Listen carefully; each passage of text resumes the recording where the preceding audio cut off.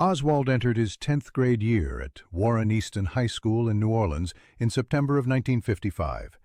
He dropped out of 10th grade before his 16th birthday, which was on October 18th. Shortly before leaving Warren Easton High School, Oswald brought a note from his mother asking for a copy of his birth certificate and telling the school that the family was moving to San Diego, California.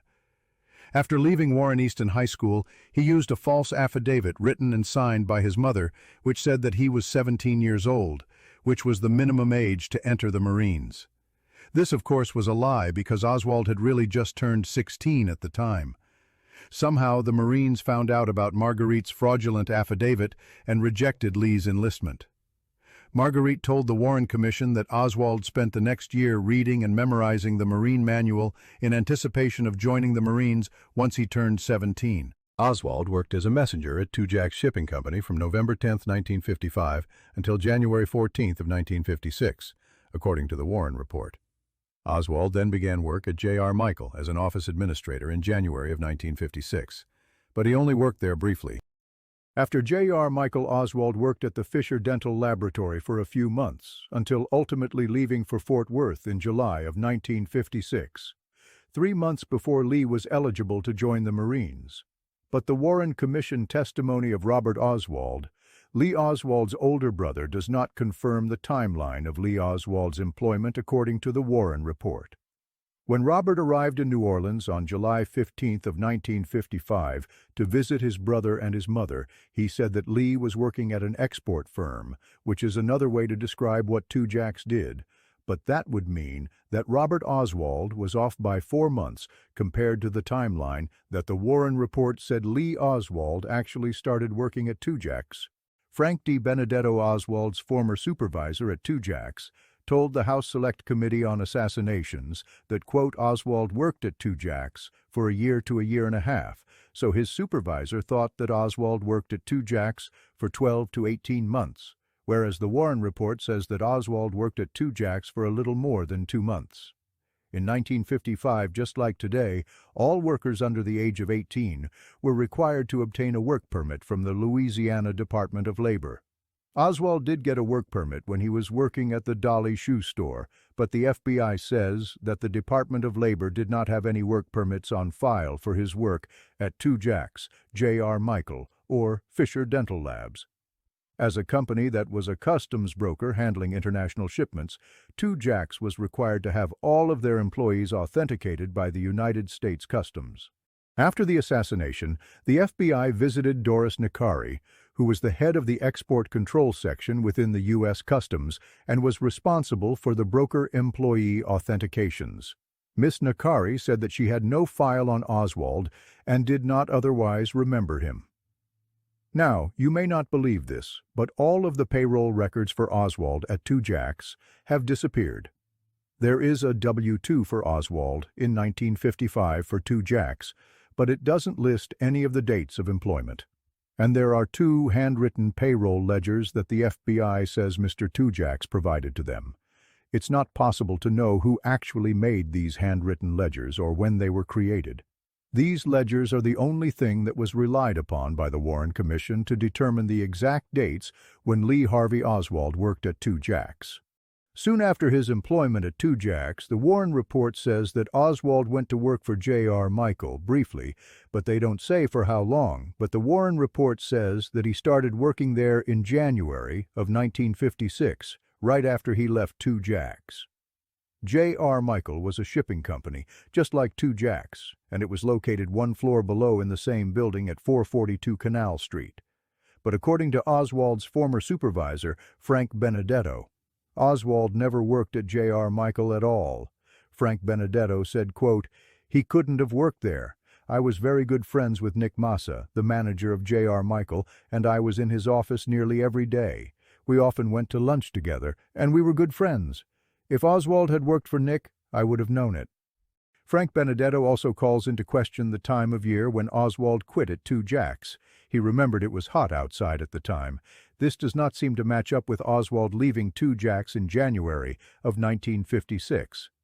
Nick Massa, the manager of J.R. Michael, told researcher and author John Armstrong that the FBI showed up at J.R. Michael on Monday, November 25th, just 3 days after the assassination and asked him about Oswald's employment records. Massa told the FBI that Oswald never worked at J.R. Michael, but the agents told him he needed to check the 1956 payroll records. How these FBI agents knew to ask him for this information is not known. When Massa actually checked the records, he found a canceled payroll check issued to Lee Oswald, dated January 20th of 1956. Massa made a copy of this check before giving it to the FBI, and he provided a copy of the check to Armstrong. The check that Massa gave to the FBI has never surfaced in the National Archives, nor in any of the records declassifications over the years. According to the official story timeline, Oswald worked at the Fisher Dental Lab as a messenger for several months after his very short stint at J.R. Michael. That means Oswald should have been working at Fisher sometime between mid-January 1956, right after he left J.R. Michael in July of 1956, when he and his mother moved back to Fort Worth. This dental lab made various items like crowns, bridges, and false teeth on behalf of local dental offices, and once these custom-made products were completed, a messenger boy would deliver them to the local dentist office that had placed the order. When Oswald started as a messenger boy at Fisher, he made fast friends with another messenger boy there named Palmer McBride. The FBI interviewed McBride the day after the assassination. And when they did, McBride gave the FBI the baffling testimony that Oswald worked at the Fisher Dental Lab with him from December of 1957 until April or May of 1958. That time range cannot be reconciled with the Warren reports of Oswald's life, which puts Oswald overseas in Atsugi, Japan, for much of that period of time. Either the Warren report is wrong or Palmer McBride is seriously mistaken regarding his version of the timing. Let's dig a little deeper into all of this, shall we? McBride's certainty about the timeline is based on specific events that he can remember during his friendship with Oswald. For example, he told the FBI that Oswald came over to his house a few times where they listened to classical music records. McBride's father worked at the New Orleans Opera House, and McBride recalled that he and Oswald once attended an opera called Boris Godunov. The only times that opera, Boris Godunov, played in New Orleans in the 1950s was on October 10th and October 12th of 1957. Like many of the records relating to Oswald's background, we have no original documents to establish when Oswald worked at the Fisher Dental Lab. All we have is a 1956 W-2 form that shows that Oswald did work at the Fisher Dental Lab, and he was paid $612 for all of 1956. We have no specific payroll information, employment applications, performance reviews, or any other documents that would help put a definitive timestamp on when exactly Oswald worked at Fisher, but we do have several other witnesses aside from Palmer McBride who put Oswald working at the Fisher Dental Lab at about the same time as McBride does. Paul Fiorello worked at Fisher as a messenger boy from the spring of 1956 until 1966. He said that, quote, about a year to a year and a half after I started working at Fisher, that's when Lee Harvey Oswald was hired. That timeline would equate to sometime around the second half of 1957 and not sometime from January to July of 1956, like the Warren report says. Once again, the Warren report has baffling assertions that simply boggle the mind. Imelda Smith worked in the office at Fisher, and she remembered that Oswald and Palmer McBride would often argue about the merits of communism. She recalled them talking about the recent success that the Russians were having in the space race at the time. Now, for context, the Russians had two major space successes in the fall of 1957. The launch of Sputnik into orbit on October 10th and putting the first dog into orbit on November 17th. There are no comparable Russian space successes during the first half of 1956, when the Warren report says that Oswald was working at Fisher. McBride told the FBI that he also recalled arguing with Oswald about these Russian space successes, again putting a timestamp on when Oswald was at Fisher with McBride. James Vance was close friends with McBride and was a member of the New Orleans Amateur Astronomy Association. Vance remembers meeting Oswald through McBride just a few days before the Astronomy Association held a special meeting at Vance's house to watch the first U.S. satellite be placed into orbit aboard Explorer 1. That historic satellite launch was on January 31st of 1958. In addition to the Astronomy Association meeting that was at Vance's house, McBride said that Oswald also attended an Astronomy Association meeting at the home of William Durkee in early 1958. When the FBI followed up with Durkee to confirm this timeline, he said that there were no Astronomy Association meetings that were held at his home until 1958. During that meeting at Durkee's house, Oswald spoke positively of communism and angered association member William Wolfe, who told Oswald, quote, "If you like Russia so damn much, why don't you? Just go on over there."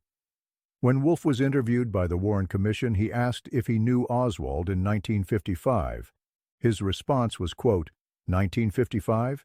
Yes, but it is sketchy and I really can't say for sure. I could get the date from the Astronomy Club's records." But years later, when he was interviewed by John Armstrong, William Wolfe recounted the detailed timeline and said that he actually met Oswald sometime after Christmas of 1957, probably early January of 1958. Regarding his Warren Commission testimony, Wolfe said, quote, "I was just a kid, and I didn't think it mattered if I met Oswald in 1955 or 1958. Also, for some strange reason, the employees of the Fisher Dental Lab were some of the earliest interviews conducted by the FBI. They interviewed 3 Fisher employees on November 23rd, 3 on November 24th, and 4 on November 25th. I cannot see how all of these people can be wrong about the dates when Oswald worked at the Fisher Dental Lab, especially when the dates that they mention are anchored by these historical events, like Sputnik, a specific Astronomy Association meeting, or a traveling opera. They all have definitive timestamps that are not open to subjective interpretation. In July of 1956, Marguerite and Lee Oswald moved once again. This time, back to Fort Worth, Texas. They lived at 4936 Collinwood. Robert Oswald had already been living in Fort Worth and moved in with his mother and Lee at Collinwood as soon as they got back to town. Having missed almost all of the 10th grade the prior year while he was working in New Orleans, Lee Harvey Oswald enrolled in the 10th grade once again in September of 1956 at Arlington Heights High School. Oswald even tried out for the football team at Arlington Heights, but he was kicked off of the team because he was not willing to run wind sprints when his coach told him he had to during practice.